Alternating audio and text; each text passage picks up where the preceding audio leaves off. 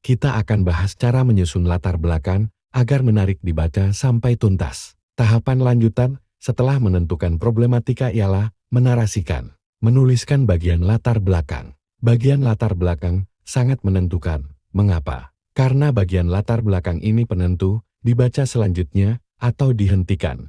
Satu kata penentu dihentikan atau dilanjutkan adalah menarik atau tidak. Selain masih ada faktor susunan, kerangka, penulisan.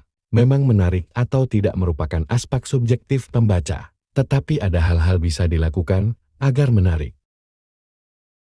Berdasar pengalaman-pengalaman membimbing dan menguji karya ilmiah, selama ini menemukan kenyataan masih banyak. Mahasiswa mengalami kesulitan dalam menulis latar belakang penelitian. Akibatnya, sulit ditemukan ide besarnya grand idea. Untuk apa sebuah tema diangkat, dan bagaimana caranya. Ide masih berserakan kemana-mana, sehingga tidak fokus mengenai apa sebenarnya yang hendak dibahas. Ini perlu diperhatikan. Jika dicermati, persoalannya terfokus pada 3 hal, yaitu substansi yang ditulis, logika berpikir dan bahasa yang digunakan.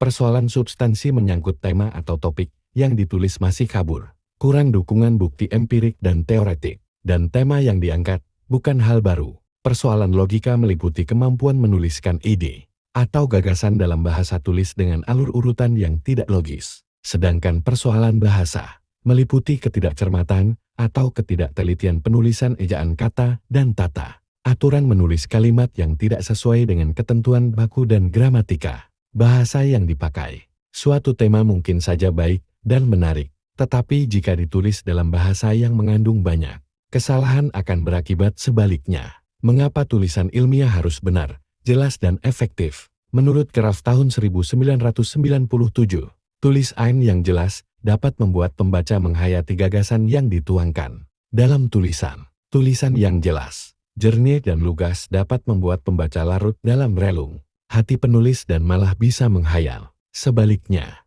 orang biasanya malas membaca tulisan yang di bagian awal saja. Sudah ditemukan banyak kesalahan bahasa. Alasannya sederhana, bagaimana mungkin seseorang bisa melakukan hal-hal besar dan serius ketika hal-hal sederhana saja tidak bisa ditunaikan dengan baik. Walaupun kesalahan bahasa tidak bisa dianggap sebagai hal sederhana, persoalannya ialah bagaimana sebuah tema dikatakan menarik dan penting. Menarik tidak berarti lucu atau mengundang tawa. Suatu tema karya ilmiah disebut menarik jika menjadi perbincangan atau perhatian publik secara luas. Disebut penting jika tidak diselesaikan akan mengakibatkan hal-hal buruk bagi masyarakat luas. Kita bahas di konten selanjutnya.